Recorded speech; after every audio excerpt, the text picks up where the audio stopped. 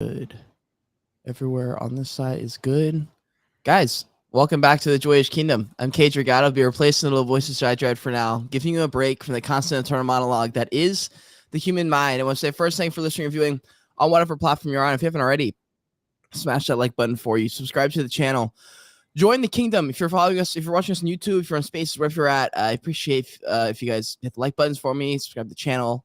We have tons of content coming out, tons of NFT content. You guys are seeing I picked up some AI content recently as well, trying to diversify my content. We're going to be talking a lot about that. Also, we have the Joyage Torchment that began a couple weeks ago. So that's for anyone who just wants to support the channel, support the kingdom, or join. It's currently the easiest and cheapest way to join at 0.08 ETH. Easiest way to get into the ecosystem. So just DM me on Twitter to purchase. We also have the Joyage hoodies and joggers coming out, and those are fucking fire, by the way. It has the new Joyage signature on it, and I fucking love it, every second of it. Today we have Patrick, or That Investor. He's a content creator mainly on TikTok, and he has figured out the fucking algorithm. He's finally figured it out for all of us. He's gonna share all the little nitty gritty and chicks he's got.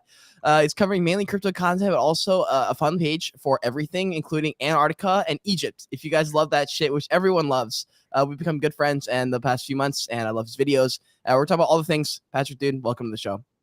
Thank you. Yeah, thank you for having me, Cade. It's an honor. This is very exciting to be on a podcast right now. It's a dream come true.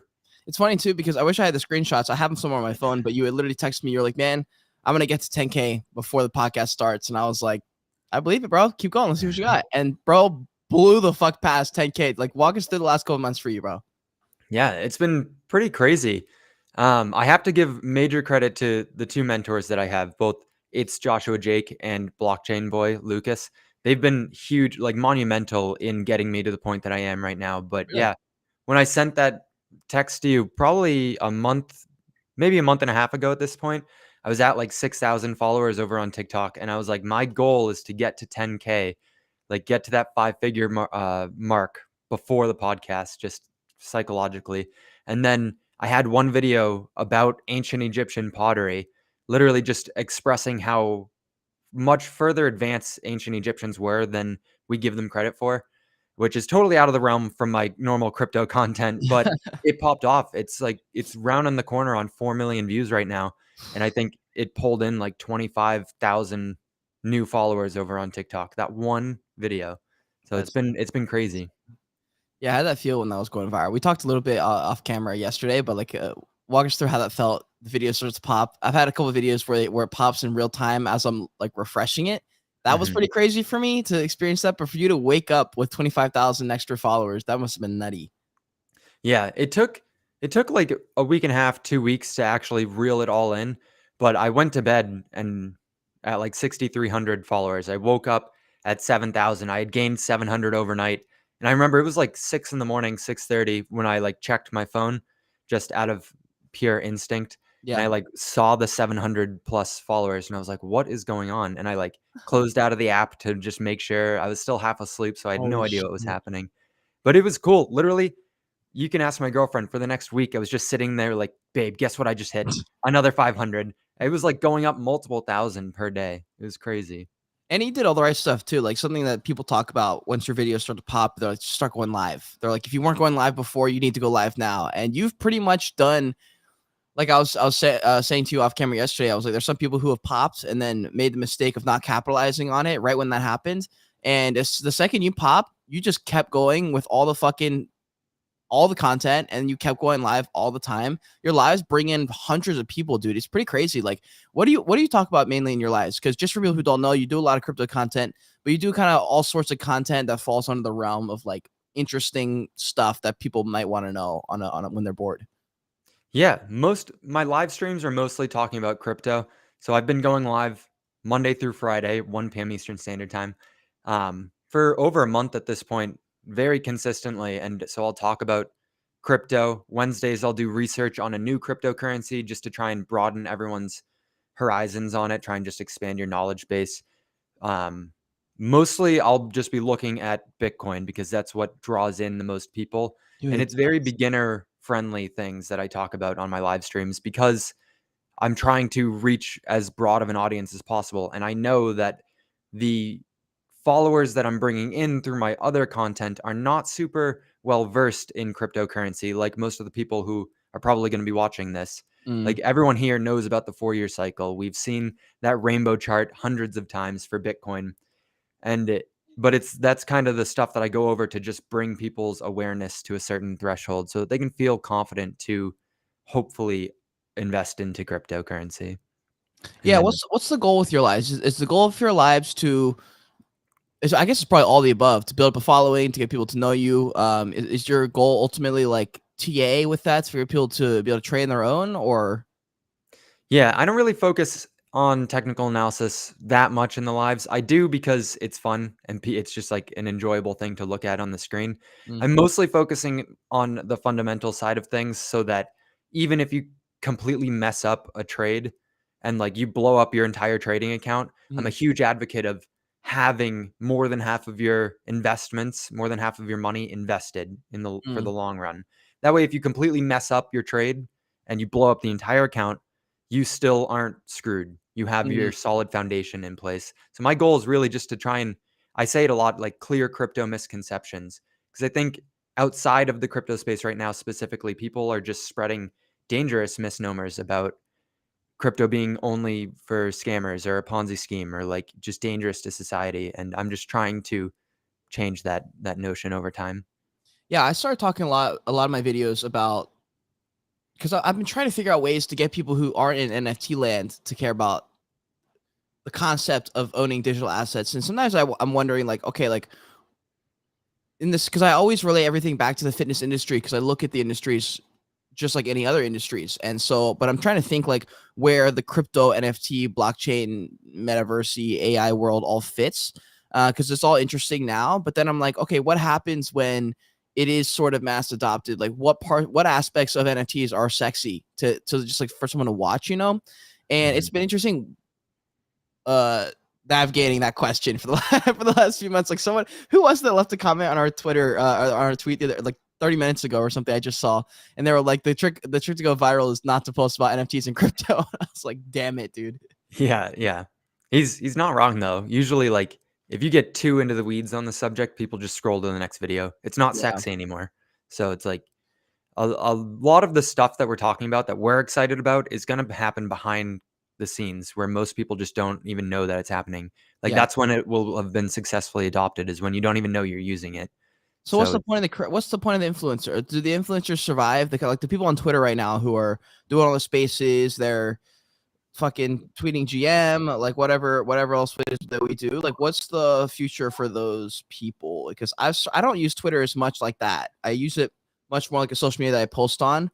And I think my thesis will win out over time. Like, I think it's fine to build that following the way that people are doing it right now. It just doesn't seem like that's a very I don't see the longevity in like in the industry in that sense. If you're just going to be that, or maybe because like it works in crypto, like there's some OG crypto people like Wendio and Mhm. BitBoy and stuff like that. But for NFTs, I always thought that would happen, and so I remember I befriended like most of the people from like the OG days of NFT land, the 2021 crew, and dude, like most of them are either gone, not interested, or they've kind of like fell off a little bit, so they're not doing too much. There's only a handful of people who survived, and I'm like, I wonder if that's what will happen for the NFT people, if there will be something that develops from it. And then there's like, jobs from, I know Crypto Wendy like works with CoinDesk and does like the morning show. BitBoy's got fucking tons of money, obviously, because he's done all those things. Yeah. And by the way, did you see that they have a show together now? No, I didn't know that. Dude, it was That's pretty crazy. funny. It was, I think it's called Frenemies or something. It's like from enemies to friends or something, and they just talk about whatever. It's actually pretty funny. That's awesome. Who Yeah. who have you stuck with for like crypto? Do you follow any crypto influencer people? Do you watch crypto content at all? I don't watch nearly as much crypto content as I used to. I'm probably falling victim to kind of that hype, that withdrawal of hype. Same. But I'm so like involved in crypto content just normally on my day to day that like when I'm sitting to consume content, I'm like, no, I want a complete relaxation Yeah, yeah. period from my brain. Um, yeah, so I don't know. No names are really coming to my head right now for people that I religiously consume. Ada Whale, but only because I have his notifications on because I think he's hysterical. All right, bro. Let's talk about these cults here. Let's talk about these crypto cults. All right. There's the XRP army. There's like the ADA, whatever we call them. I think it's so funny because I remember I bought a lot of Cardano, and I forget. I think it's just some of my favorite people like Cardano, or like I don't know why I bought it. To be completely truthful. And then I remember Alex Becker was starting to shit on it all the time, and I thought that was pretty funny too. So then I just got like both sides of the aisle for like what people think. What are your thoughts on it? Because I've seen you type out some things about ADA, so I feel like it might be one of your bags you're holding. Why? Why not? Like, what's the case for some of these? Yeah. So I'm very bullish on ADA for the long term. I have most of the NFTs actually that I bought are CNFTs, so they're Cardano based Really? NFTs. Wait. Yeah. Okay, well, let's definitely talk about that after this. I'm gonna type that in Yeah. so I don't forget. Okay, cool.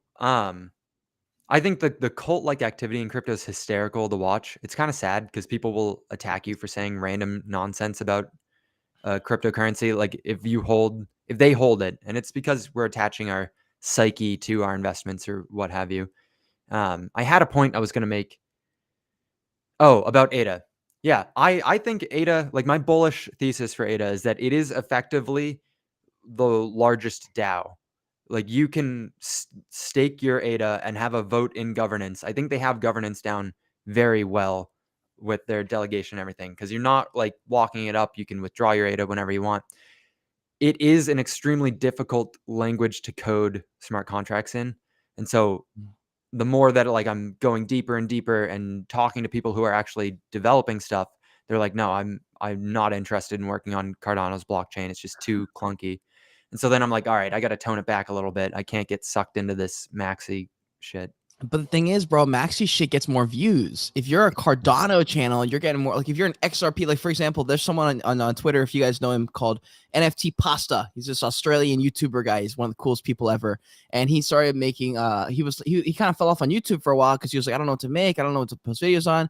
And then one day he was like, shit, dude, DGods and Utes are an NFT project that everyone talks about. And he just started making DGods Utes NFT content. Dude, his views went from a few thousand to like consistently pulling in 5 or 6,000 video views minimum, 30,000 like impressions and stuff, because there's like an inherent group of 30,000 people who care about that stuff. And I was like, Mm-hmm. now that's a fucking angle to take. That's for sure an angle to take, even if it's for a temporary cause. Have you ever thought about doing that for an ADA is Cardano, by the way, for anyone who doesn't know? Have you ever thought about doing that for Cardano or any of your bag holding? Is it too risky?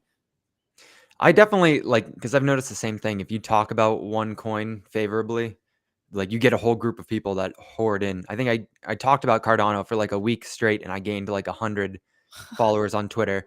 And like I only have 500 something followers, so it was like, damn, this just blew me up a little bit. That's funny. But it's like I just don't want to do that. I don't want to get stuck in on that because then I'm gonna suck myself into the maxi stuff, and I just know that that's like not beneficial to me, to True. my mindset, if anything. True. Also speaking of the degenerate stuff, guys, you maybe some people who noticed, I didn't say the BetFury sponsorship in the beginning, and that's because we are going through meetings right now to figure out if we want to switch up the different styles of content we want to make. So that's the only reason. It's not like they fired me or I fired them or anything. We're just in the talks of if they want to continue doing the podcast together, or if you want to do some other thing together, or where we want to go. Just because we had a 3-month contract, it just kind of popped in my head when I said that. But right back to Cardano stuff. So Cardano NFTs, my community will be more interested in the NFT stuff for sure. Tell me about the Cardano NFTs. If you're able to form some kind of like, I don't want to say like make a case for it, but like I guess some people just they hear Cardano NFTs and they're like, why? You know, like I think of Polygon NFTs, and like I'm down for Polygon just because they're more than likely going to be what we use for gaming stuff. However, it sucks dick, bro. Polygon is so shit right now. Like I still have money sitting in there, and it's been pending for like a week. And No. texted MetaMask or emailed MetaMask, and I'm like, yo, like I already sent the money over. Like it's just transferring, but it doesn't say it's transferring. But anytime I try to transfer it again, the gas fee is like $400. So I know it's like already gone because they wouldn't give Mhm, me that gas fee. And they mhm. just like don't have an answer. And I'm like, oh my God, bro. Every time I try and bridge money, something goes wrong. Uh-huh. I like it's unfortunate because I've just sidebar on it. I lost like $100 worth of Polygon the other day because I just sent it to the wrong, like trying to bridge it back over to Ethereum or whatever. I like I don't even know what I did wrong. I just was in a rush to try and do something fat fingered away a ton of That's funny. money. But my like a case towards Cardano NFTs, and it pains me to say that I am like slowly losing my bullishness on Cardano, Oh and I hate no. saying that because I like Cardano still. It's just like less and less. Yeah. Initially, I looked into Cardano NFTs because that was my largest holding Mhm. for cryptocurrency, Oh, it and was I mine as saw well. what? I said it's mine as well. Nice. I saw Ethereum NFTs were just already at extremely high prices. Mhm. And so I was like, where can I go like and front run the masses and front run people? And I'm like, well, Cardano's got a huge community of people who are like Cardano maxis. Let me just go buy some of those NFTs. Mm. I ended up getting one called Dead Pixel, and it was the first interactive NFT on Cardano's blockchain. So like it's literally just a pixelated face that is its own web domain too. So it was like Okay. kind of a unique thing, but you clicked on it and it would like smile or frown at you. And so I just thought that was the funniest, like coolest little thing. And so I just started exploring more and more. My profile photo, actually, the ninja with the green background and the Mhm. man bun, that is a Cardano NFT. Is it really? I always wonder. I Yeah. thought it was like a Lenza AI generated photo or something like that. Right? Everyone who sees it is like, "Oh, that's just you. You hired someone to, like, make a photo of you." Yeah. No, I just found an NFT from a project that I really fucked with that had something that looked just like me, and so it was meant to be. Damn, dude. Well, I fuck with that art heavy because that's a pretty sweet one. It's definitely anime esque. It's full body, but it looks a lot like you, bro. Yeah, it's Danketsu. I've actually been talking with them. I have a meeting tomorrow morning, I think, or Monday morning Mm, to, like, chat with the founders to try and, like, get something going for my live streams hell yeah, because I'm rocking their profile photo anyways, so I wanna just see if I can get more involved in dude. them. Hell yeah. They have a not to just shill it, but it's just I'm excited about it. They have a ton of different collections that they've done, and they actually just bridged to Polygon as well, so now they're both Cardano based and on Polygon. Ooh. Okay. Yeah, it's pretty What are your thoughts on fascinating. that? I think it makes sense. I think it makes a lot of sense. They're saying that things are just slowing down on Cardano's NFT world, and so they want to just expand. A lot of projects lately have been moving over to Cardano's block or to Polygon's blockchain. True. True. And I want to I guess this is more of like a broad question towards your brand since we're talking a lot about content, talking about a lot of our interests and what we talk about and stuff. What kind of creator are you trying to be, and then like what content is missing from I guess crypto land, but maybe just like content world in general. Like what kind of content are you trying to see, and also like what kind of content creator are you? What do you hope to be? I would like to be like a level-headed resource for people to go to for all around investing, not advice because I can't give it because I'm not a financial advisor, but like just someone to kind of like root you and ground you. So if things get too overexcited, over exuberant, I just butchered that word. Like during the 2021 bull run, I want to be the person who's kind of like bringing you down off the cliff. And Mm, then during the valley of despair that we just went through, I want to be the person like lifting you up, being like, it's not that bad. yeah. Like let's just control our emotions in this game and keep moving. So that's kind of like what my pillar, I guess, would be. My overarching goal for it all would be. So the goal is Um, crypto then? Is like crypto content though? Yeah, in long term investing, which is Got it. why I have like that investor. So I could be that crypto investor, that real estate investor, that stock investor, Nice. whatever it is. Um, but yeah, overall just investing. Even investing in yourself. On my live streams, I talk a lot, like I'll end them with your time is your most valuable asset. So invest it wisely. And so Mm, just all around investing. true. And what kind of content do you see that, or maybe just like what are your general thoughts on the content that you're seeing? Because everyone has a different algorithm, and so it's very hard for like us all to have one unified answer to this Mhm. because there's literally so many millions of videos being posted a day. What are your thoughts on the current landscape of the content creation economy? We're seeing, what's his name, Tucker. Is that the guy who's like blowing up all over? Everyone's freaking out the fact that he got fired from Yeah. Fox, and now he's like, people are like, yo, maybe I saw a tweet from Mario. I think his name was he's like the guy hosting all those roundtable spaces with thousands of people in it. He's like, maybe Elon should like strike a deal and get some of these news reporters that um are coming from that world who just like hate that world now, just have them come on to spaces and like run a show Mm. that's getting just as many fucking people to watch. But what are your thoughts on the current landscape of content creators and content creation? I think that's a good idea. He absolutely should reach out to people and try and like recruit them just to post on Twitter. Um, I think people are it's really easy. Everyone's kind of down right now across the board. There's just a lot of negativity moving around, whether it's like we're on the edge of World War III or like the dollar's about to collapse or the government's hiding things from us. And so Yeah. it's really easy to just get sucked into a hole of negativity. And it makes sense for creators to continue perpetuating it because like that's what gets views. Yeah. And so I think it's just really easy right now to get sucked down those rabbit holes of negativity. I would like to see people try and like branch out of it, break out of it. Like you, yeah, I think I'll just leave that there. Yeah. Well, because I think it's hard because the content creators are also human beings. So it's hard to like have a certain way about you when you're in general down too. And that's kind of why Mhm. I've started to branch off into like AI content and stuff like that. Because AI is also interesting. But I mean, you and I picked a good niche, like on a long enough time scale, picking finance in general as a sub niche slash niche is just good for business. They just have more money than the other industries. And they're tied to every industry. Like if fitness had a massive ramp up and then fitness somehow bled into the NFT crypto scene, which is my prediction for like all the industries eventually, is that eventually they'll have to have some level of Web3 initiative. And that's where I hope to kind of like fit in there in the middle.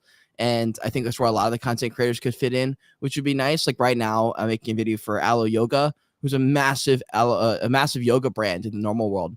And they have like a metaverse we call it a metaverse experience inside of Roblox, and they did that like a year ago, and it was a massive hit. And actually, like their whole fan base loved it. But when other companies start to do that, when it becomes somewhat like yo, Gymshark did it, why haven't y'all done it yet? When it becomes that kind of conversation, and then everyone starts to pile in the same way everyone did that with TikTok, they're like, well, dude, like our competitor has TikTok now, like now we have to, and they're like, fuck. Like our supporters want TikTok, and like crap, like we got to do it, and that's kind of where I see it going, and I'm excited about that. But what are your thoughts on how you're going to do things differently when the bull run comes? Not if the bull run comes, when the bull run comes back, when money comes back, when people are ready to be degenerates again. What are you going to do differently in your content wise and investing wise? Hopefully my foundation's kind of like set for content wise where I have people like I just have a floor of people who like to watch me for me, and I'm planning on just ramping up as much as possible.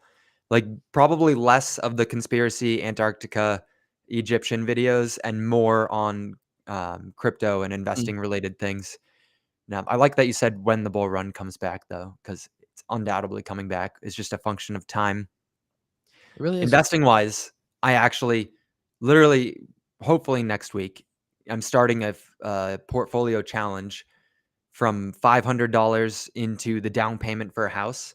So it'll kind of be the segue while the crypto bull market comes back into play. I'll turn the $500 over a year, 2 years, 3 years into enough for a down payment for a house. And it will be Hey. the segue from pure crypto into real estate. And then I'll document the real estate journey, like me Ooh. buying a house with the money and the closing process and everything.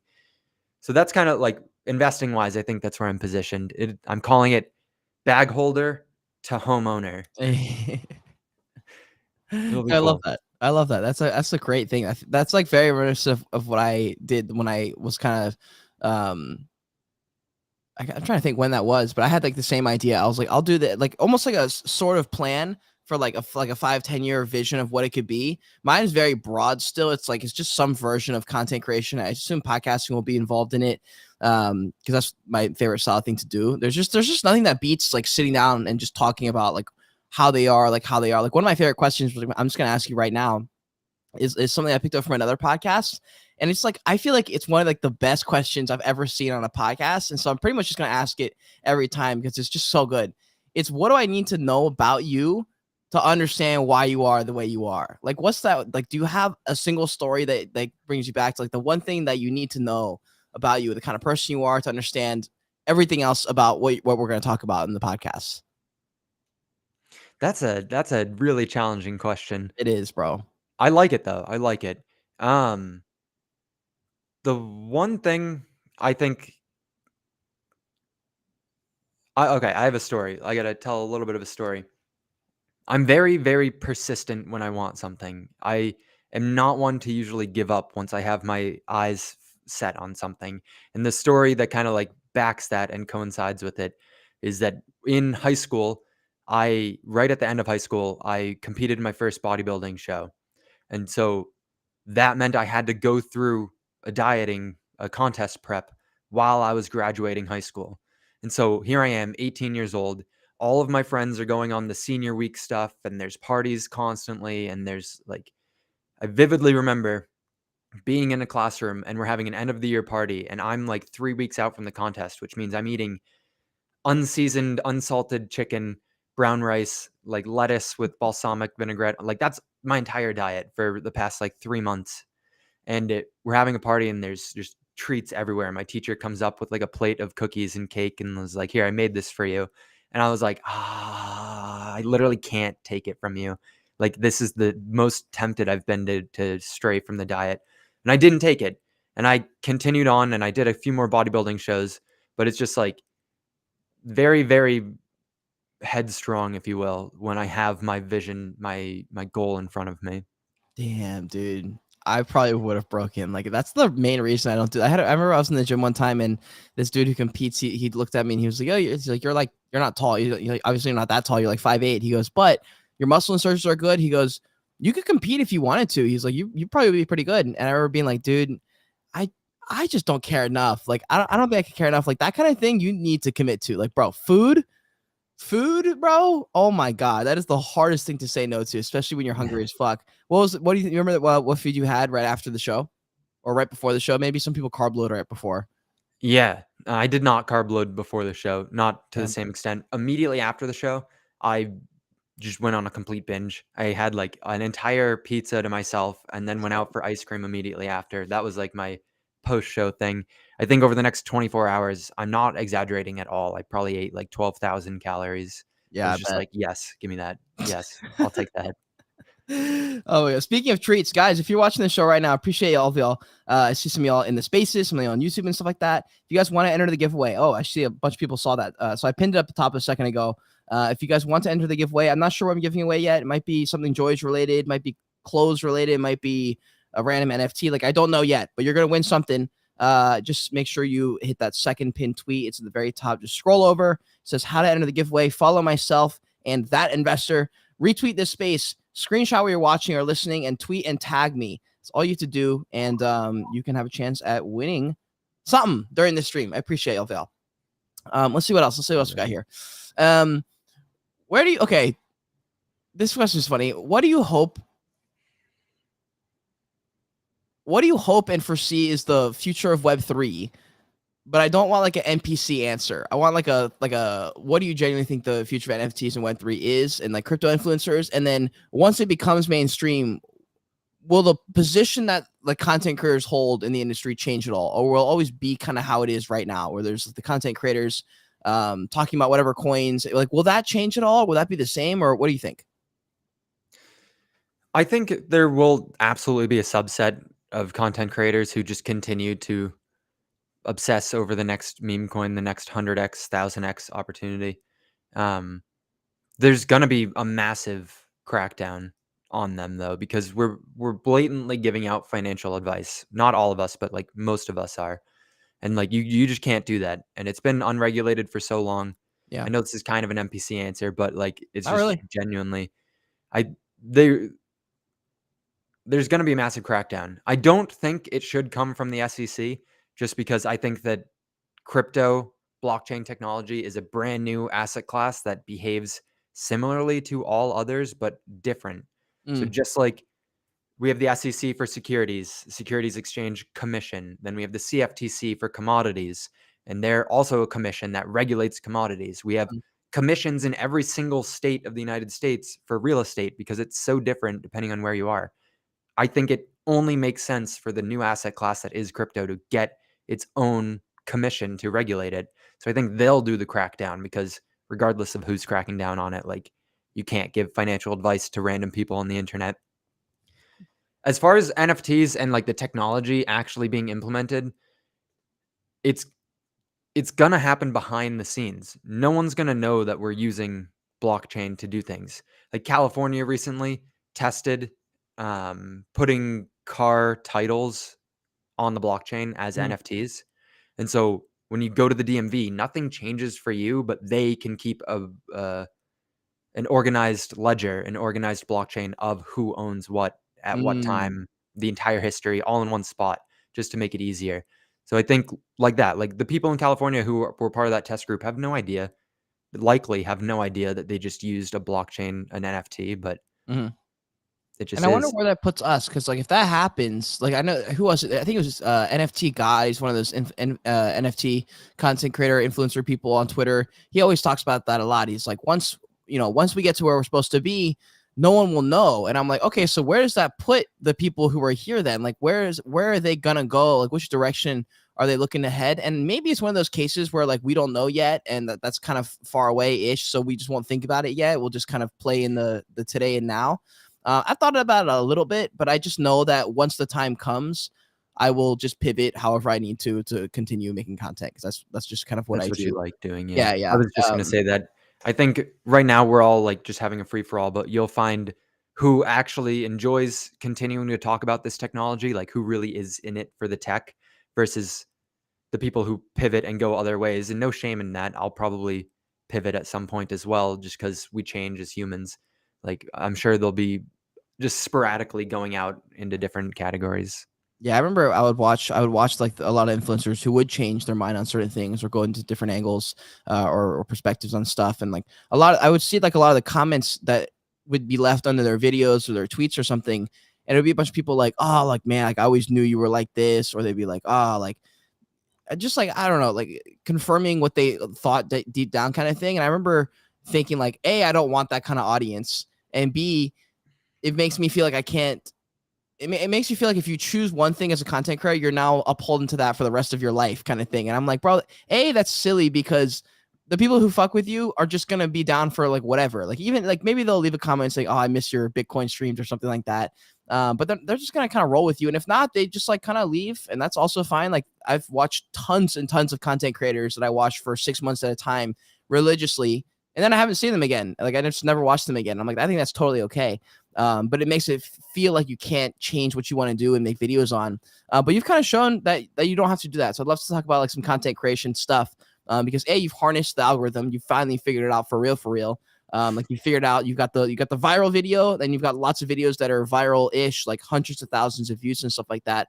Like let's talk about the hooks, because the hooks is something I've gotten more into, and there's a lot of content creators who watch my stuff, and we always hear that. We always hear like the first 5 seconds has got to be this, got to be that.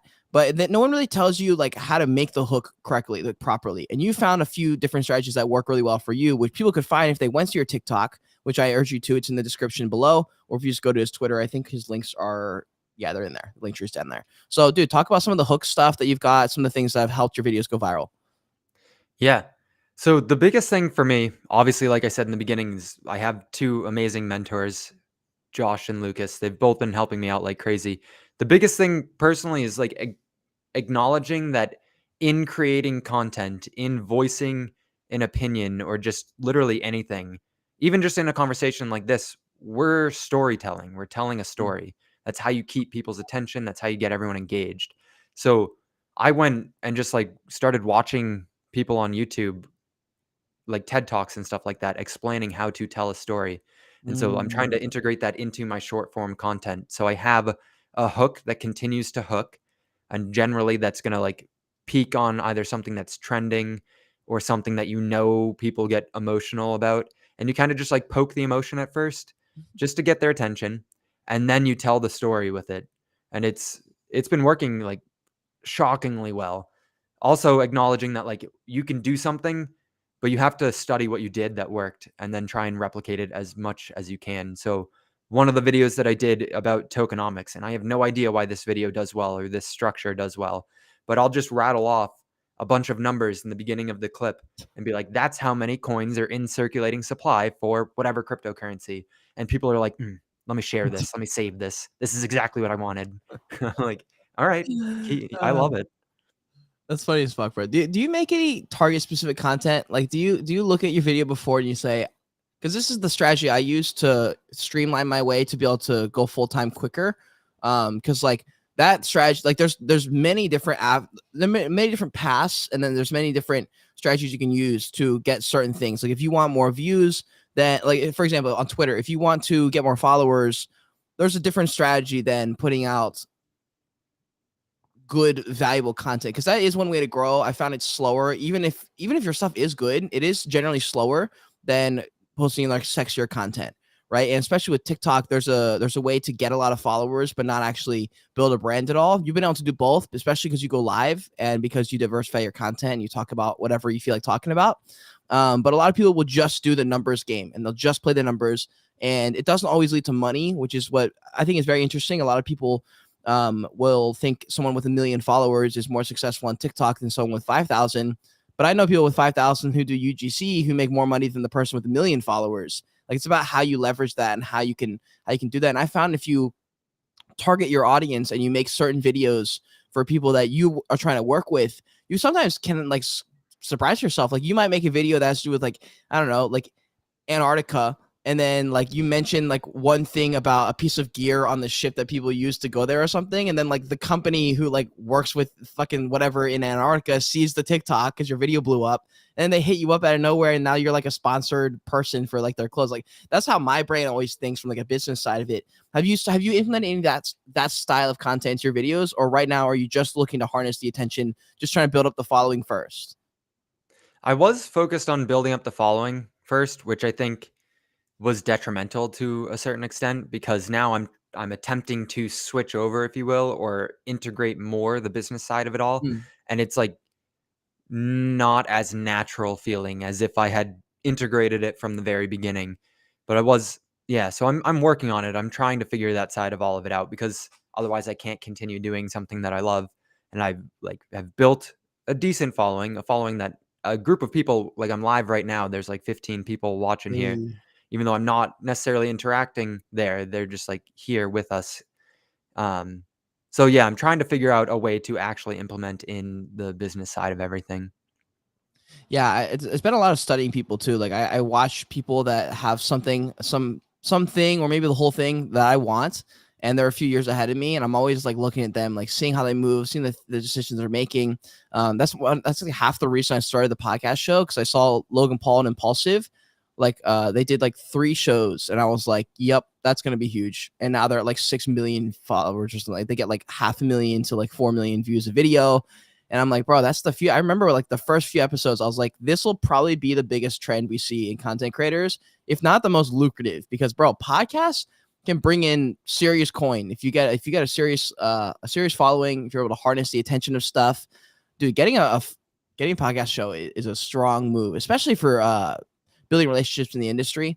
And this is something I talk about for content creators in general too. Like, picking an industry is so fucking important, because like if you're just a general content creator talking about general stuff, there's nowhere for you to build.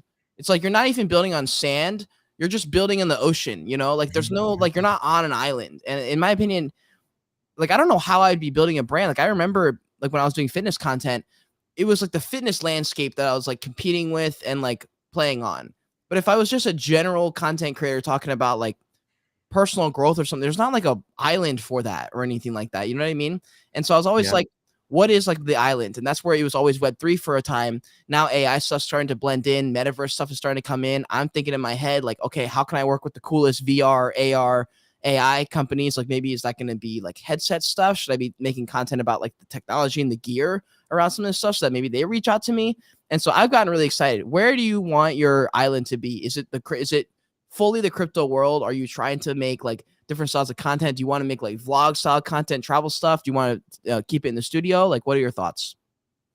I think it like vlog style, lifestyle type stuff over time. I think it would be very advantageous when I inevitably go and document the process of buying a house. I Mm, think that will incorporate a lot of vlog style stuff. I like I grew up watching fitness YouTube. Like when I watched Christian Guzman come all the way hey, up, Jeff Side was nice, still creating videos. He was like someone that I dude. looked up to a lot for R.I.P. that Jeff kind of Side. stuff. What even happened to him? I don't even know. He stopped taking steroids and then couldn't keep Oh, them flowing. he did. Um, I like their style of YouTube videos and stuff where they're kind of like vlogging aspects of their life. Yep. It's difficult because I want to keep my niche, my focus towards investing. And even as I say that, I'm branching out from investing on my TikTok. So I'm just kind of going with it. I'm trying to have me be the niche, if you will. Like Yeah. just who I am and then my interests, I guess. True. True. That's tough to do, dude. Also, I do want to bring it back a little bit to crypto, just so we can satisfy the crypto urges of certain people watching. So, what do you think for not beginners, but like mid beginners?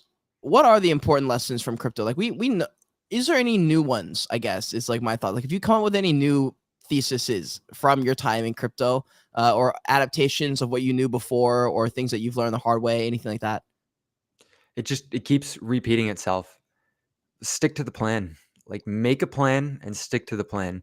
Like the reason I got burnt, I lost a good chunk of money coming down from the peak, and I had planned it all out that I was going to sell at whatever prices, and then we got to those prices and I was like, no, no, no, no, no. Like we're going to double one more time. And then you get cocky with it. You get very cocky because you attach like your self-worth with your net worth occasionally. Mm. And so you'll see the price going up and you just get carried away trying to continue to accumulate as much net worth as possible. And then when that starts coming down, you view that your self-worth is coming down and you just get it, you spiral out of control. So I think keeping your emotions in check, but it's like that's what we know. We know that going into it. It's just so difficult to actually execute on it. Yeah, man, it fucking is. I lost a shit ton of money in the 2021 bull run. I remember I had all my money tied up in like Cardano and like 3 other coins. This is 2021. So this was before like the summer lull and before the NFT market blew up. And dude, I lost literally like 90% of my net worth overnight. And I remember the second it happens, my first thought was let me buy more. And so I just bought deeper into it. And then it kept going down. So I ended up pulling out like half of it. And then that was the money I used. The last like $2,000 I had to my name. I threw that into NFTs and I said, fuck it. Fuck it. I'm buying pictures. I'm buying pictures. This is gonna save me. And I'm gonna DoorDash to make some extra money a couple months later when I was living in that car. And that was the start of everything, dude. Did you ever hit any meme coins? Because that original money, that original bag that I got was from Dogecoin, and I bought Dogecoin Nice. when it was very, very low. Do you have any meme coin W stories or L stories? Yeah, I got 2 W stories. Let's I go. bought Dogecoin. My dad told me to buy Dogecoin because I was like getting into Bitcoin and Ethereum and everything. It was a third of a cent, and I put $20 into it, and Yeah. I wrote it. I ended up selling it for $2,000 at the top, so $20 into $2,000. Let's I go. got really lucky with the timing of selling that because it was running into when they went on SNL and everything, so it was spectacular. The other thing, I don't know if do you remember Elongate? Yeah. Yes. So Elon tweeted out something saying, if there's ever a scandal with me, I want you to call it Elongate.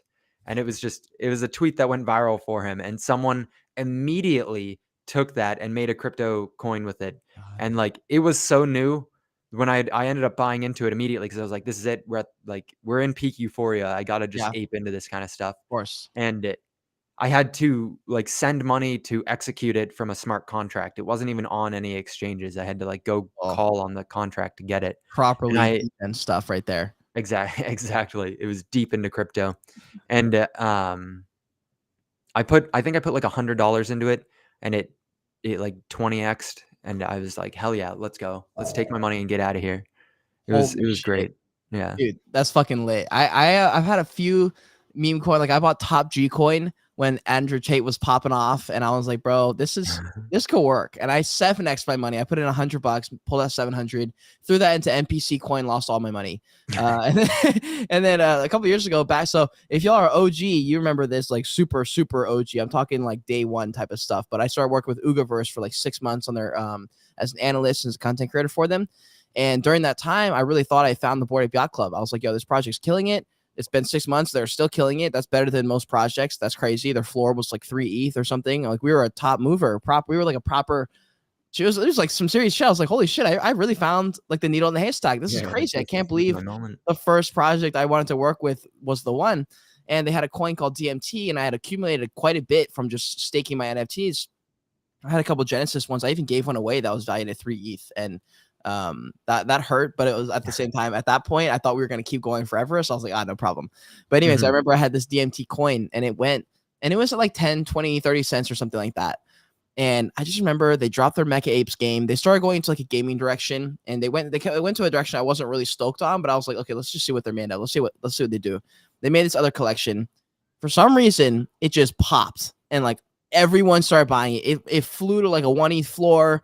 Like the secondary and tertiary collection were at like above an ETH. It was insane. And I was like, wow. And then someone in my Discord, I think it was Jacob, pings me and he goes, bro, check DMT's price. Dude, it was at $12. $12, bro. I don't even know how many X's that is, but my like small feeble bag that I could hold in my hand level of bag was now worth like thousands and thousands and thousands of dollars. I remember I pulled out half of it and the rest of it went to zero.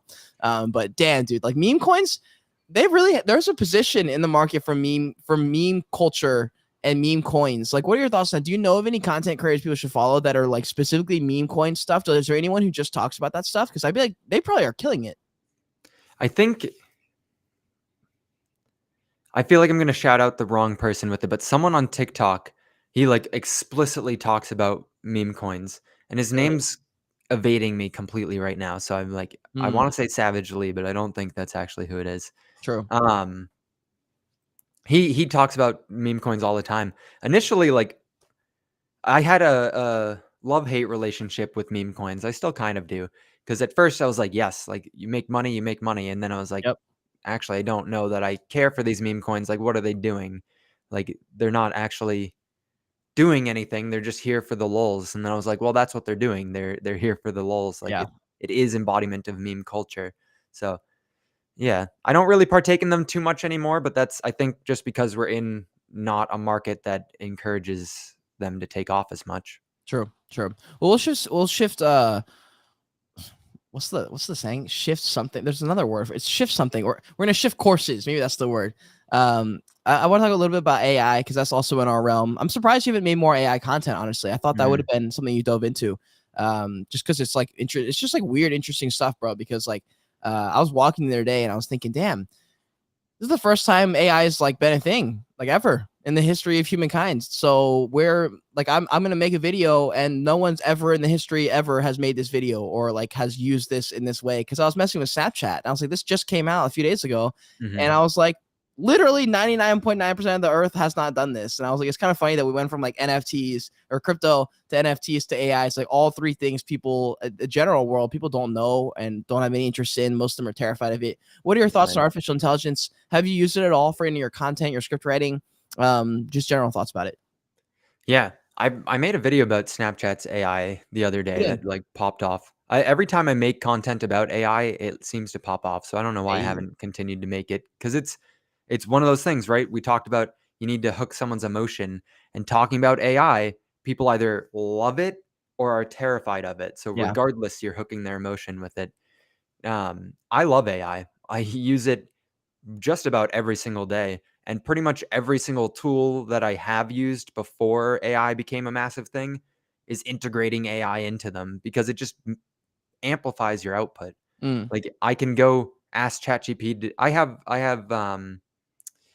hold on, I forget the name of the extension. I have a Google Chrome extension called Merlin that is just ChatGPT constantly right there. Control M, I can highlight stuff, and it hit Control M, it'll summarize it for me immediately. So I don't even have to like copy paste or go over there and ask it questions. It's super helpful. It's called Merlin. Yeah. Wait, you said it summarizes websites for you? I clicked on a YouTube video probably like 3 weeks ago, and when I hit play, it just automatically started summarizing the YouTube video next to it. I didn't even have to prompt it to do anything. It just like gave me the key points from the video. It was like a 25-minute long video. I was like, damn, this is OP. This is just OP. Damn. Dude, that's lit. Yeah, I use Word. I think it's called WordTune, and I just copy and paste the URL of whatever website I wanna summarize. And that's been a godsend, bro. Like ChatGPT, a combination of ChatGPT and WordTune for me has been epic for AI stuff. Was there people leaving comments in your TikTok stream? Yeah, someone said I should use ChatGPT. Someone said I should prompt ChatGPT to see how to become a better fighter because of my forehead. What happened? Did you get kicked or something? No, so I used to wrestle in high school, and so somebody decided to wrestle me with an open infection and just Oh, didn't nice. tell anyone. And so like I ended up picking it up, and now we're years later, right? That was back in 2014, so we're 9 years later, And every year when I get super stressed out, I just break out in a like gross ass rash. Oh, it's a rash. Got it. Yeah. Got it. It's Dude, pretty awful. I feel you. Story of my life, dude. Shit like that. I would have like these like random pimple patterns that like pop up in the same general areas that pop up every like few months slash couple of years or whatever. It would always pop up like right here in the middle, like my third eye, Mm. basically, like right under my nose. And I just like random stuff like that. Like I've always had skin issues. My mom had skin issues. She passed them to me. Yeah, it's But not I feel you pleasant. there. It's annoying as shit, dude. It's annoying as shit. It's good I for will. content though. It's dude, people, yeah, putting in like doing, dude, the idea of doing some random like on purpose dumb shit, like when you see a TikTok video and the girl or guy's in it and they do something where you're like, they had to know what they were doing. Like I know they know what they're doing because I'm not stupid. I don't think they're stupid. Like they did that to piss someone off, and then you look at the comments and all the comments are like Mhm. that, and I'm like, dude, they knew it. And like sometimes I'll do that. I'll like post a picture of my fridge and I'll be like fridge restock and there's nothing in it because I never have anything in there, and I'll put like a credit card or I'll put this baby in there, just something where people will be like, what the fuck is that? And it works fucking tremendously. Does the rash like does that bring in comments? Yeah, lately it's been Oh, like crazy. damn. I made an entire dedicated video to it, and it's at like 26,000 views or something like that. Holy Yeah. shit. What do you Every single live stream that I do, people are like, "Oh, like did you fall down? Did you get in a fight with someone? Did your cat attack your head?" Like it's bringing in attention. what do you think about that? Because even if you are aware that this is like how do I say this? Like, does that bother you at all?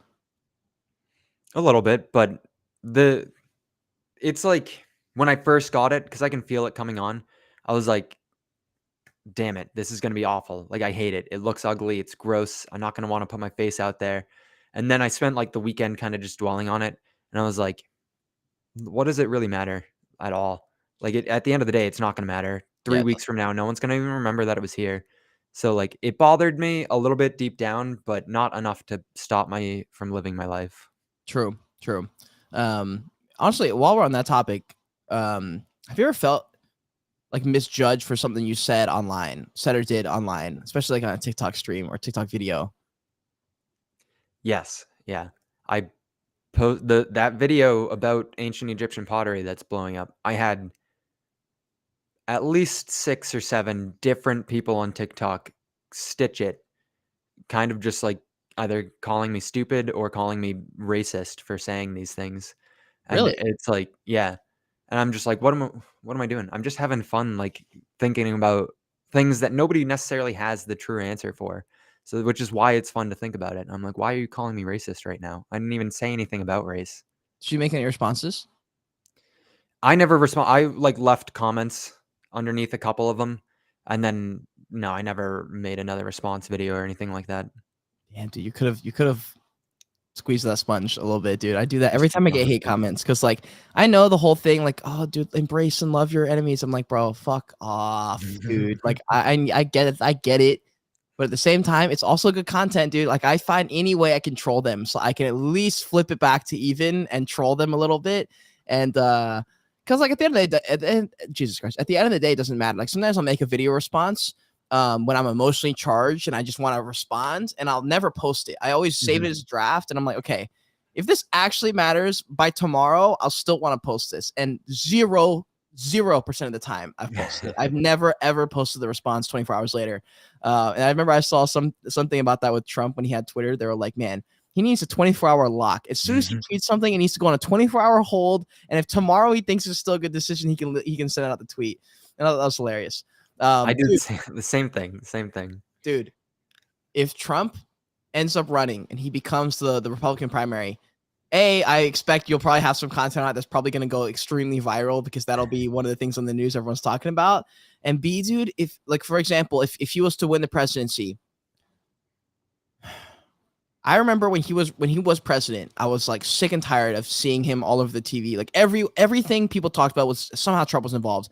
And Mhm. at first it was kind of funny, and then I was just like, dude, oh my god, like it's been 4 years. How are y'all still analyzing every single thing he does? And then we had Biden for a few years, and I was like, god damn, this is boring, bro. Like I'm bored. Like oh my god. And so now he's running again. People are, he has the NFT collections that he's dropped 2 of them now, Yes. potentially a third. What are your thoughts on that, dude? We don't have to get like super political and like talk about like your political affiliations or anything like that. But like, what are your thoughts on Trump like as a character in like the social media aspect, if that makes sense? Yeah, like separating the two of them. I like Trump. I think he's hysterical online most of the time. I liked him a lot more at the beginning of his presidency, and then, like you said, it just got boring. I'm like, all right, I'm over this. Like he's just redoing the same couple things over and over again. I think it's very interesting he's dropping NFT collections because it's hard for me to imagine he's not doing it for a cash grab. Mm, Like, why would he be? Why would he be engaging in this kind of stuff? He openly does not like any crypto related stuff to my knowledge, right? He doesn't mm, like anything that challenges the dollar. So I'm like, why else would he drop these if he just didn't need a little extra money or at yeah, least just seeing an opportunity? he made But some serious coin too, bro. yeah, there's a lot of the NFTs and they all sold out like instantly. Dude, people did not see, like most people didn't see this, but like guys, the royalties on his collections are 10%. That's as much as I have, and I have a tiny little art collection, right? And I'm still considering dropping mine to 5. I probably will. But he has 10% royalties, bro. Oh my god, that is such a high percentage.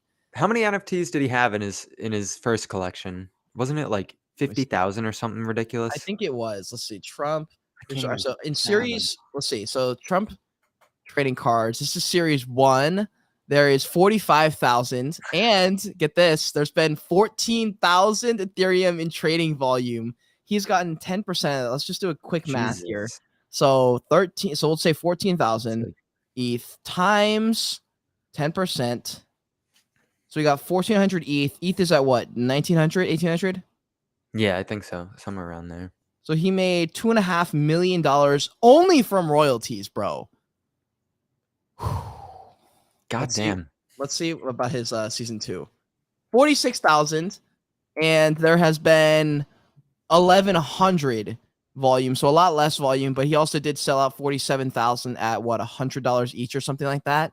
So yeah, people can say what they want, but that man, he knows how to bring in some money. He knows how to bring some money, bro.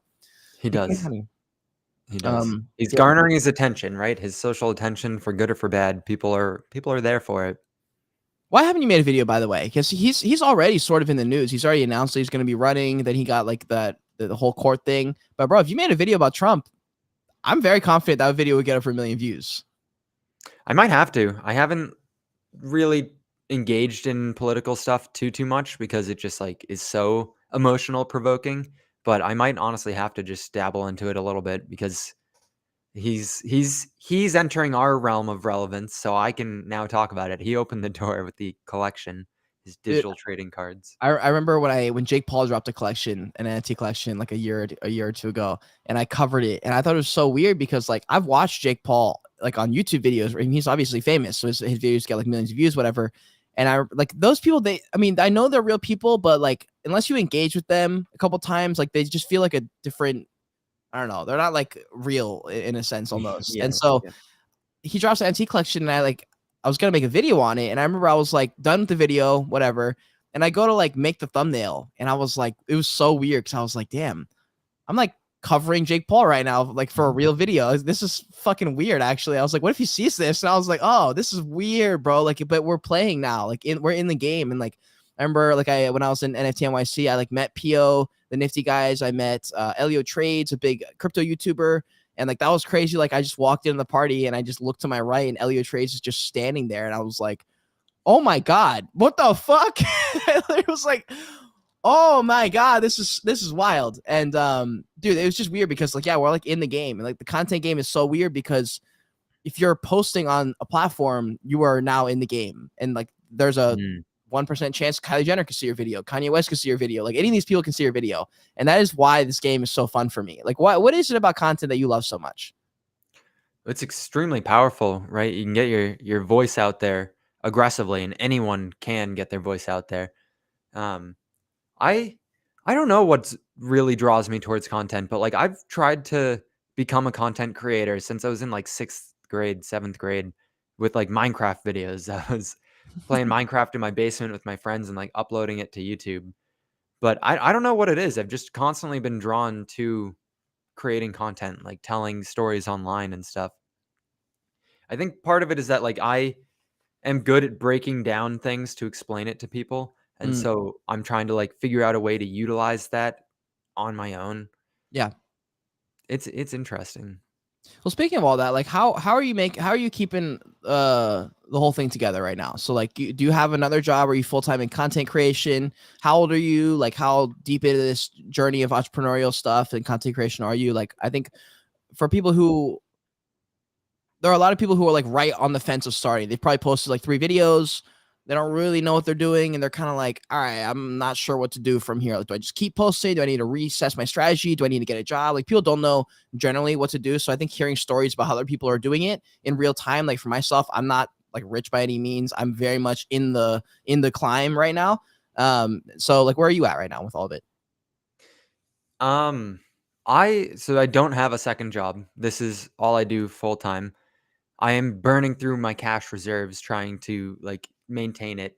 I just started like walking dogs on Rover Hell yeah. because I need something else to come in just to make sure I can continue pushing for this. Mhm. I've had other things in the past that I've done. So like my entrepreneurial journey has not just started with this. I did Matterport 3D scans for real estate. Um, I did an entire like daycare. They had 12 different locations and I scanned and uploaded 3D models into the metaverse of their locations so that people could go on their website and click and like walk around and see where their kids would be hanging out. So I had that going for a while, and then I ended up leaving that to go work overnights for a genetic analysis company, Mm. which that was an adventure. That was a journey. Met a lot of great people. That's actually where I met my girlfriend. We were Hey. co-shift leads together, and Whoa. right? Shit. Hell yeah. Who It made that was first move? um it's hard to say. She was when I joined, she was already there, and so she was kind of showing me the ropes. She was like the Damn. person that was introducing me into the job and the position. So we kind of like immediately had to connect because she was like second checking all of the work I was doing to make sure it was okay, and so I had to report to her almost. Damn, dude. Dude's Um, messing up on purpose so he can get more time with her. right? I'm like, hey, can you show me how to do that one more time, please? I love it, dude. I love it. That's funny as fuck. Yeah, and then we're here. I've been posting investing relating stuff. I just wanted to document my entire investing journey for about a year and a half and kind of like taking it very seriously starting a year ago. Mm, And we're here trying to get paid for it now that I've kind of like built up and I feel like I'm good enough to deserve the paycheck. I'm reaching out to brands. I'm reaching out trying to put together things in yeah. order for me to support myself with it. Yeah, I was gonna say if you can put together a strong deck, you'll crush it because you're getting a fuck ton of views and like there's no reason they like if you can set up the proposal the right way, there's no reason you shouldn't be able to make some content because you're making some fire stuff. And by the way, for that little nugget that most people probably just miss, like you just grinding for a year before you even thought about making money from it. That is generally a more positive approach to take with it. I had the same thing. I was like 100,000 subscribers. I will then start making money, which is generally pretty strong advice. Like that's probably what most people would say. I just found there's multiple avenue streams to make money. Like you're at 30K on TikTok. A lot of people would argue that's nothing. And then some people would say that's a ton. It's, Mhm. it's pretty irrelevant what people think about it. Like there are opportunities to make money if you're willing to go search for them. And I think, if you have the same mentality towards, building up your brand as you do to making a full-time income now off it, you will also find a way to make that happen. So that's gonna be fucking lit for your audience to kind of follow that journey. And kind of because you probably like shared your thoughts on it a little bit like on space or on TikTok live and stuff about the fact that you want to make more money and stuff like that. So people who are watching you are like rooting for you. They want to see you start making money. And then when you like first do a couple, I don't know, brand videos or something, that's just gonna be so exciting, bro. Like that's so lit. It's like a new transition, from like a content game to like, okay, content plus making money. So it's like a business game now. And it's Mhm. great that you guys, that you have you have Joshua and you have Luke there or Lucas to like help you through that. Cause they fucking did that too. And they literally did it on TikTok. So like they know more than me. Yeah, it's phenomenal having them in my corner to like because anytime I have a question, anytime I'm like, I don't know what to do here, like this person said this, how should I approach it moving forward to like make it so that it's best for both of us? I can literally FaceTime Lucas. It doesn't matter when it is. If he's awake, he picks it up. And so it's like really good having that kind of stuff. But it's difficult. It's where that's where I've been using AI a lot, because the proposal letters I'm writing to people to try and get a sponsorship, like I wrote one out to a beard company. I don't even have a beard. And I was like, I used ChatGPT to create the letter to send Hell to yeah. them. So it's cool. Hell yeah, dude. I love that. I love that. Also, I was going to say, guys, if you're watching the show still, if you're on Spaces, wherever you're at, if you still want to enter the giveaway, I'm going to be choosing the winner soon. Winner will be chosen soon.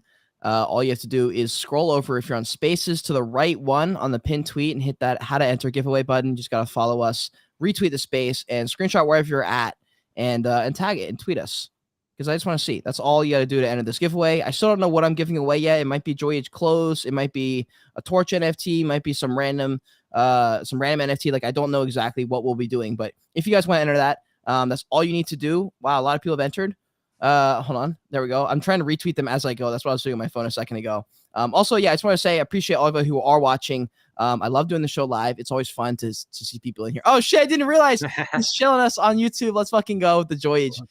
Oh man, he's actually rocking Joyage the one day I'm not, but I'm always rocking Joyage because that's why I got it tattooed on my fingers. It's always being rocked, and I'm so close, bro. I'm so close to getting the tattoos on my neck now. You know, on either side, the Joyage Kingdom signature will be right here. There's 2 different variations, so I'm excited to get it on my neck. My mom's terrified of that, but yeah, you already have it on the fingers. You might as well. That's the signature on the joggers that you did. yeah, That would be sick right that's the there on one. your neck. That'd be That's the one. so cool. There's one variation that I had. It's the first variation that I'll stick on either the right or left side. And there's another one that I adapted that I think is also cool. And I'll be using those sort of interchangeably. So I'm just going to get one on either side of my neck. And then I also I really want to get the sleeve done, but getting a sleeve done is such a big thing. So I may start small, and I do want to get the hand taken care of. So I want to get the left hand somehow, or the left wrist, and then work my way down from there. But are you going to do like a giant artwork, or are you looking at more patchwork tattoos? Dude, I don't know. I think I'm gonna get artwork. Like, I have this on my shoulder, which is Saint Michael, Nice. and this is Saint Michael's head right here. He's killing the devil here on the bottom, and I just love this depiction. This whole scene is cool to me. So I think I want to do. There's a rose and thorns variation that I like. I like the idea of it's like a lesson in life. Like this piece of artwork was to remind me that like some things are more important than others. If this was a real event, this probably mattered. Like, on the grand scheme of like world events, this was pretty fucking important. Saint Michael killing the devil kind of thing. So there's a rose and thorns variation I want to get down the side of my arm like this, just to symbolize like the 24/7 constant duality of everything in life, that everything's a spectrum of sorts, that like everything that is beautiful is also ugly, because without the ugly, it couldn't be beautiful. So it's just a spectrum of how beautiful it is. And with pain, it's the same thing. There's like beauty in the pain. There's like a thorn in the beauty kind of thing, with like the thorns and the roses, because it's like, oh, the roses are so pretty. So you stick your hand in, and it fucking bites you or something like that. Or I don't know. I just like that those reminders. People on TikTok just started spamming the heart, spamming the like when you were Hey, saying that. So I resonate with that so much. I like that a lot. wait, can they hear me? They should be able to. Yeah, I Oh have the shit. speaker like right there. Oh, So I think nice. they've been chilling. Hell yeah, bro. I didn't know. I thought it was just gonna be you talking. So I was like, damn, that's too bad they're not gonna be able to hear the whole thing. Fire, bro. Hell yeah. Hell yeah. Yeah. Do you have any tattoos? I do not. I Damn. want a tattoo like pretty badly, but I'm fairly indecisive with that kind of stuff. I have something kind of in my head, but it feels outlandish. And so I don't know that I'm fully there, fully What is committed it for though? it. So I'm named after St. Patrick, and it's kind of an interesting backstory as to how I got that name. We could talk about it, but St. Patrick is known for driving all the snakes out of Ireland, Mm. and so I want to get a snake tattoo on my finger, like pointing away and kind of like wrapping around, and then St. Patrick's cross up my forearm. So I Ooh. think it would be kind of cool. Just like when I point at things, it's like the snake is running away from St. Patrick. It's just kind of like ballsy, because then when I go shake someone's hand, they're just gonna see a snake tattooed around my finger. Yeah. Yeah, that's true. Yeah. I Damn. have I have a ring to try and like, because I want a snake ring that I wear on my finger to try and like get that mental image in Mm. my head, just to practice, like see if I actually like it or not. And I love it. It's Get a temporary tattoo. There's some that last like 10 to 40 days or something. that's actually a pretty good idea. Yeah, I would do that, because Line the it good up. thing is with the tattoo, you'll find out like really soon, or like the first few days, you'll be like staring at it, and then it's like immediately just becomes your arm. It's just part of your arm, and there's just no separation. So like a lot of people who don't have tattoos when I was first getting my tattoo were like, this is gonna be on you forever. You're gonna like regret this and that. And I was like, I don't think so. And then like I got it and I was like, yeah, I was right. Like, you just don't notice it. Like it's just there. Like I don't really notice it. Every now and then I'll take a look at it. But I just don't care, bro. It's like looking at an old scar. You're just kind of like, yeah, like I don't know. Like it's just there. Like I don't know. Like you only think about it if someone asks you about it. You know what I mean? Yeah, Um, yeah. it's just one of those things. But anyways, I do want to ask a few questions more like related to you. And so also guys, just alert for the giveaway. I will be choosing that soon. So just make sure you enter that while there's time. But yeah, these questions I think are really interesting, and they kind of like give an eye into the soul of like what these kind of people are like. But first off, I just want to know your day in the life. Like, what are you doing every day? You waking up, you're full time, you're grinding hard as fuck, you're going. What is the day like for you? Yeah.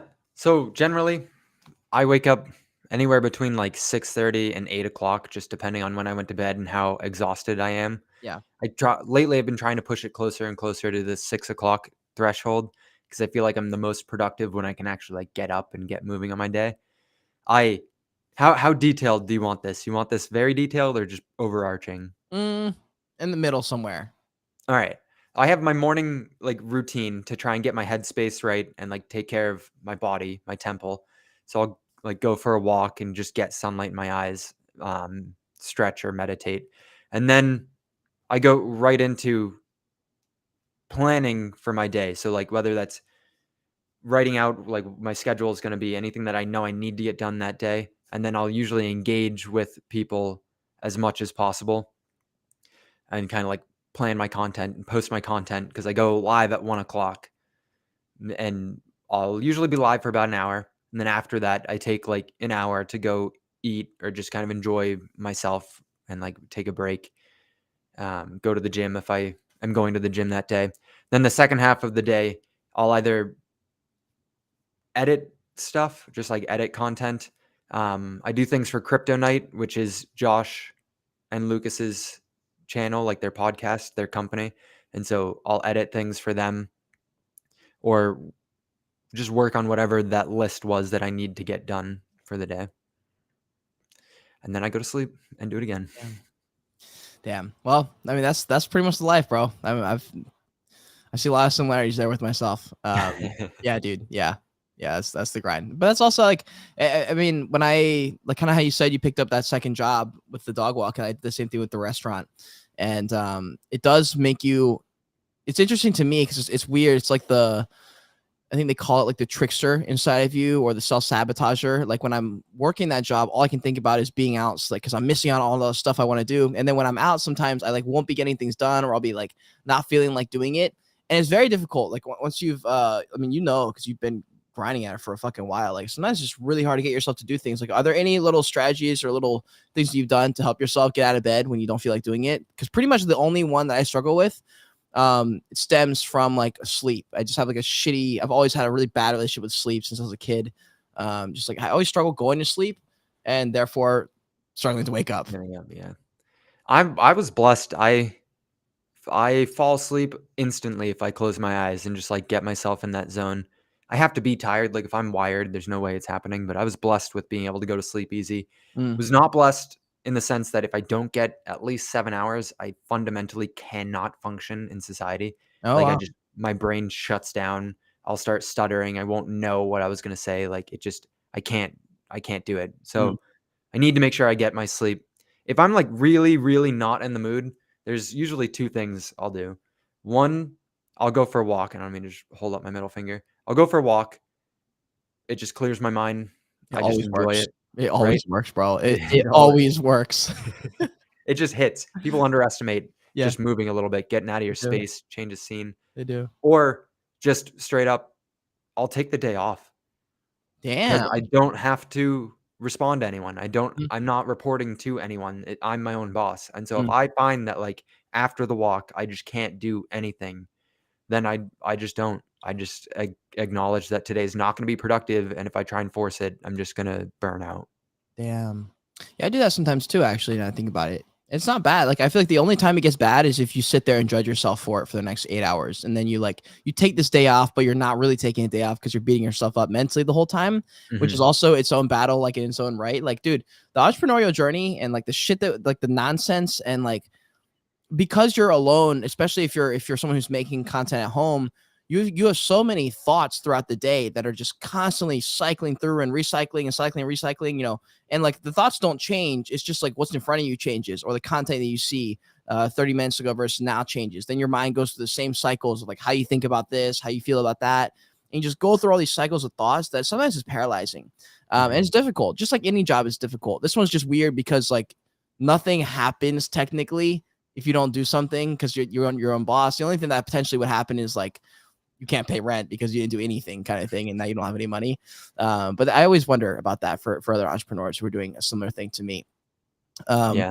Do you have any? Oh, sorry. Go ahead. No, I was gonna say, I find even like the days that I'll take off, unless I go do something with my girlfriend, because then I can't, but like my brain will be turning anyways. And like after I take 3 or 4 hours or half the day, like I'll end up coming up with a really cool idea. And then I get really excited to get back, and I'm like, it's 9 o'clock at night, and I'm like, I don't care. I'm like, I have something here. I want to work Yeah. on this for an hour or two. So I end up getting stuff done most of the time, anyways. True. Right on. I will do it. This is a perfect time to do this giveaway. I'm gonna try to see this music works, and I'm gonna also see if I get copyrighted. It's just kind of like this is more of like an experiment to see what happens here. So I'm gonna play some music while I go and choose the winners. It's a good song. It's a fire song. I think if more people listen to it, it would bring them peace because it brought me some peace. And I listened to it at the end of a Mali trip, and it was lit. And shout out Andres for showing me the song. It's called "Love Yours" by J. Cole. It's fucking fire. You ready? I'm gonna play the song while I choose the winner.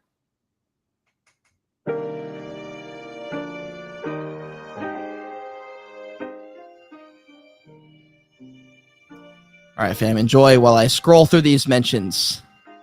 I'm not going to play the whole song, unfortunately.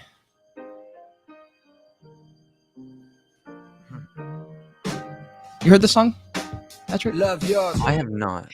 It's about loving your own life. I like it. I like the message. Love yours. No such thing.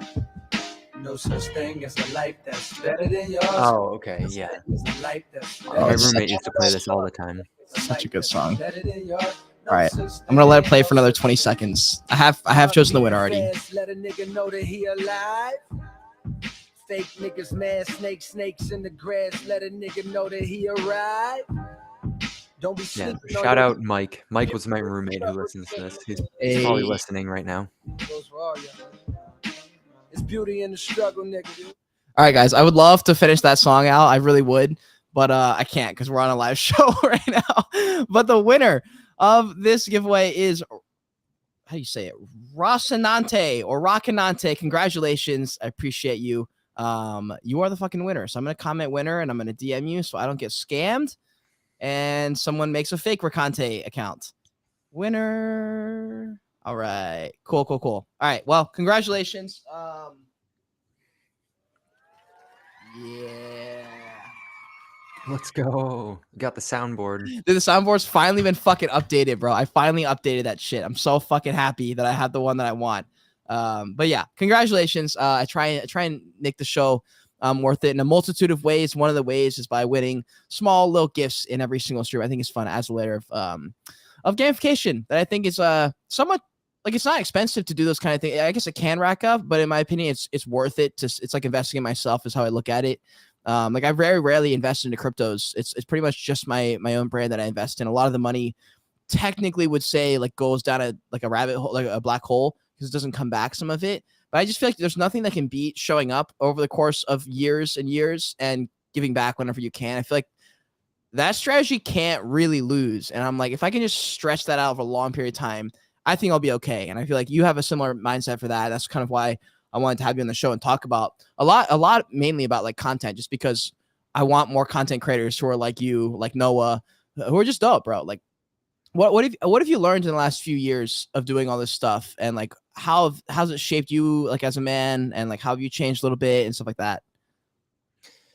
I've learned so many things. Like, I don't think I'd be able to write it all down. It's absolutely shaping who I am. It's it's keeping me humble, absolutely, but at the same time, like boosting my ego. I know that's a weird paradox, but like to have a video that has 3.7 million views. Like I went to the Taylor Swift concert with my girlfriend and one of my friends from my old job, and the stadium held 65,000 people. Mm. And I just like stood there, and Ooh. I may have been inebriated, and I was just like scanning the stadium, and I was just like, this is wild. Like I have Wow. videos that are orders of magnitude higher than this with view counts. And I'm like, look at all these people here. And it was like really just feeding my ego. And then at the same time, I go look at the stitches and people are just tearing me down. So it's a huge psychological game. It's made me mentally a lot stronger than I was. Mm. Um, and it's also like outside of purely just content creation, it's forced me to, in order to cope with that, in order to deal with the two parallels there, like focus a lot of energy on like my mental fortitude Mm. and like go meditate and make sure that I'm intentionally doing things for myself, for my foundational creature. And Yeah. I like it a lot. I'm meeting so many phenomenal people like you, like Noah, like Josh, like Lucas, like Like Matt's also yeah, good content. I don't know if he's here in Spaces yet, but it's very powerful. I'm a huge fan of it. hell yeah, bro. Hell yeah. I do have a final, like a few rapid fire Q&A questions. But before I do that, I want to ask one final, like serious question, I guess. Is like with universal-based income and CBDCs, I've started to see a lot more people talk about them. I remember like 6 months ago, I thought it made sense because I saw a couple Black Mirror episodes and I was like, it makes sense that at some point, especially once we saw COVID happen, and then now that we're seeing they can raise the debt ceiling whenever they want, they're just gonna probably print money. And if at some certain point you can't print it, you got to change. And that's where I think the UBI, universal basic income, in the form of a CBDC distributed by the government, it just looks like it's going to happen, in my opinion. So I started making content about it. I've seen some other bigger creators talk about what's his name, Iman Gadzhi has this like whole entire series on YouTube that I'm pretty sure he's paying for views on all of them, because each video has like 1 million views, and I'm just like, bro, that's cap. I just call cap. I just don't believe it. It's like 1 hour in, there's like 800,000 views. I'm like, bro, there's nah, dude, nah. Anyways, and he also like came out and he like lied about a bunch of stuff. He was like, oh, like I said they were like gonna delete my video and they did, but then I actually deleted it myself, and then I felt bad about it, and I was like, okay, so we can't trust you. But Yeah. anyways, people have been talking about it. CBDCs, they're backed by the government. You get $2,000 a month, for example, but you have to sign up for A, B, C, D that you can't do now. And if you do, we pause your account. Now you can't use it at a gas station. So we've effectively controlled your driving. Things like that happening. Does that sound like crazy talk to you, or do you think there's possibility? Do you think it's absolutely, like, what do you think? Yeah, I think that it's a very, very deep question. It can get very complicated because it's not even like theoretical, like it's happening currently. And the way that they're laying out the bills specifically in the United States is so that they can do things like this. They're putting the groundwork in right now behind the scenes when everyone's arguing about whether or not crypto is a scam and if blockchain technology is here to stay. They're in the background making this CBDC and putting down they're paving the roads for them to do stuff like this, which is why I think that we all like we need to be paying attention to it, whether or not like all these maxi groups, whether you like XRP, whether you like Hex, it doesn't matter.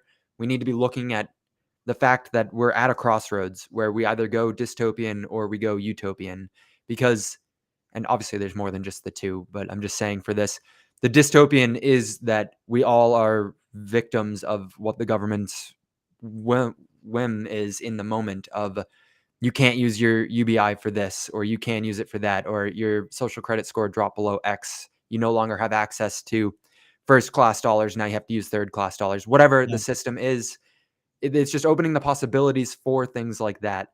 Or if we can get it so that it's on an open source blockchain based thing, because I think UBI is coming regardless, especially with AI just taking jobs and stuff. I think it's here. If we can get it to be open source and so that we all have a say in how it's governed and have it be out in the open and not behind closed doors like we know the government likes to usually do, then it kind of goes down a utopian rabbit hole, because it is beneficial for a lot of people to get stuff like that. It would raise a lot of people out of poverty. Yeah, it would. It's just like how it gets implemented. We'll find out, dude. That's why I'm excited, because like We literally have no idea what's around the corner. I'm fucking pumped about it. AI is happening right now. I had a conversation with Brett. He was talking about like what happens when mid-journey AI starts designing worlds at the speed of a snap of a finger. Now you've got the world. You can make a game in 30 minutes, whereas it would take 4 years with a whole team of 200 developers. He goes, now you can just like outsource all of it. He goes, what does that even mean? And I'm like, I don't know. He goes, I don't know either. He goes, but we'll be here. Like if you're a content creator, you'll be, talking about it and making content on it. And that's why I'm like, all right, I need to think about like what kind of content I'm making, because it's basically like a resume. You're like pushing out your resume every time you send a video out. Because a lot of times you'll get hired or you'll have a conversation with someone based on one thing they saw about you. They don't even know. They're like, I've been in meetings where they want to talk about a business venture and they literally have only seen 3 videos. And I'm like, interesting. Like that's how people are being hired now. Like they're just like, yo, we saw this thing. We like that you can do it. Let's work together. And it's just like that quick. And it's just I think it's just social media is changing the way people do business. I saw a video of some, I forget what his name is. He's some guy. He's been on like 1 million podcasts. So he must be successful. And he was like, I don't know. And he was famous because he like did all these startups. Right. And he's famous because he's so good at business stuff. And he goes, I don't know how like a startup works anymore. And it was just so funny because he's like a 40, 50-year-old dude. He's seasoned veteran, multi-millionaire, billionaire, whatever. And he's like, I don't know how startups work anymore. He goes, because it doesn't make any sense. He goes, random shit's happening and they're all working. And he was just like, I don't know what to say about this. So I'm really excited about it all, bro. I'm super excited. It's happening literally not only right in front of our eyes, but at a pace that none of us, I think, really anticipated. So it's fascinating that we get to live through this explosion. I saw somewhere that like right now we're living through the dark ages of technological advancements, the dark ages of the internet. So it's going to be like mind blowing to look back and be like, yeah, I remember not having a smartphone and now we live in the metaverse. Dude, it's gonna be some funky shit.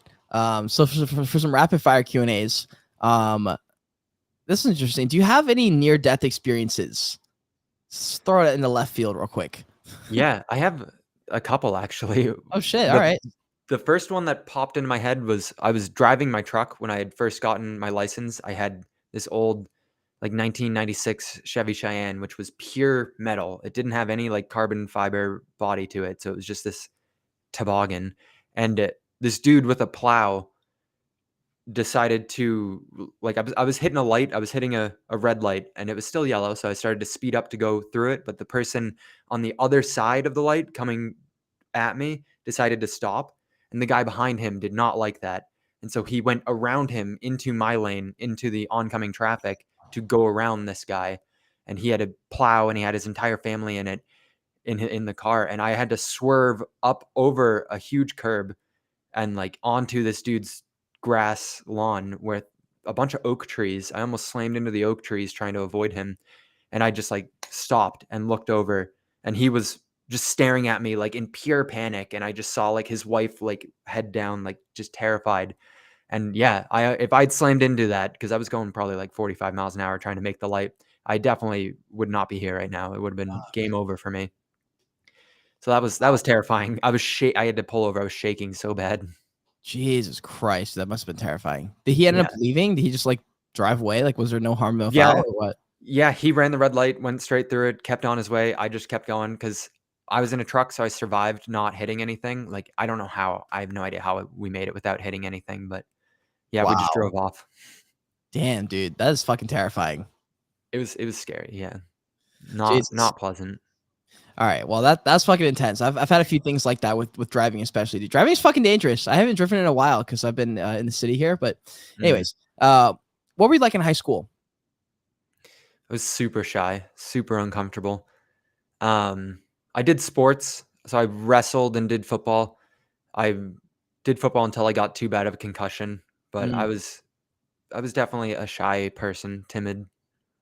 True. When was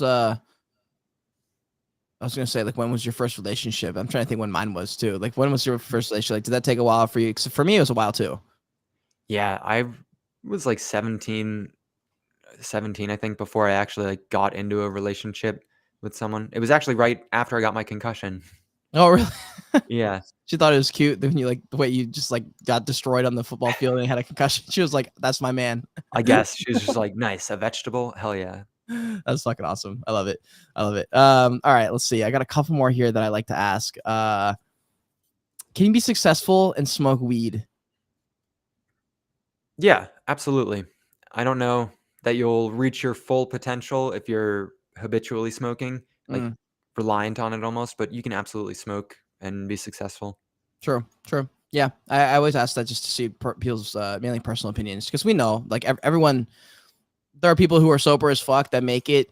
For me, dude, like I'm down to do a lot of life sober, but like sometimes, bro, sometimes being sober is just boring, and I'm just like, man, I'm trying to see the world in a different light today, and then I'll try something else. Right. But anyways, final question: it's a fair food chain. So, what are you trying to eat at the end of the day? You've worked really hard. You had a couple videos go viral. No big deal. Your girlfriend's like, yo, I'm trying to get takeout. We're trying to watch a movie. What are you getting? I don't know, it's a food chain, but probably sushi.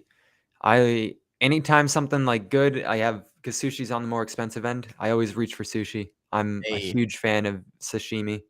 dude, sashimi's the fucking best. It's amazing. That's the fucking best. Well, I'm pumped because hopefully when I come visit Florida, I'll be able to get some sushi with you guys. I'm looking at the schedules for the next like month or two. There's a couple different events that I may be going to. Art Basel is one I really want to make. Bitcoin Miami is something that Lucas was talking about that maybe I should go to. I'm not 100% on that one yet, but I'm pretty sure I'll be going to Art Basel. So I'll be out there in Florida. Should be this year. So I'll be pumped for it, bro. Because we'll have to film another one in person. Yeah, absolutely. I know we'll end up meeting up. There's no way I'm letting you come across the country and not meeting up. Let's fucking go, dude. Especially So if we can get a like a round table podcast even in the Crypto Night studio. That would be also fucking cool because I've seen so many clips from that studio, dude. they So have 4 chairs, so it could work do out they? actually. Yeah. Oh shit, they have 4 mics, or should I bring one? I don't know if they have 4 mics. True, true. I don't know. Well, I think so. Yeah. hell yeah, hell yeah. Well, listen, for the people who are watching, I appreciate y'all. Some of y'all have been here since the very beginning. Just want to say shout out to all of you who watched the show. I appreciate y'all. Congratulations to the winner. You won something. I'll figure it out in a little bit here. Yeah, I just want to say thank you. If you enjoy the conversation, hit the likes, hit the retweets, follow Patrick or that investor. You can find his tag at the very top of the screen if you're on Spaces, if you're on YouTube or LinkedIn or wherever you're at. Find that in the description below for all his stuff. We really enjoyed having you guys. And Patrick, I enjoyed having the show, bro. We'll have many more conversations on and off camera, and I'm stoked to keep fucking watching your TikTok content, bro. Hell yeah. Thank you so much for having me. It is an honor being here. Appreciate you. Oh yeah, man. Guys, until next time, continue on your Joyage, continue to learn, and be grateful you're alive watching this video or Twitter space stream. Bye.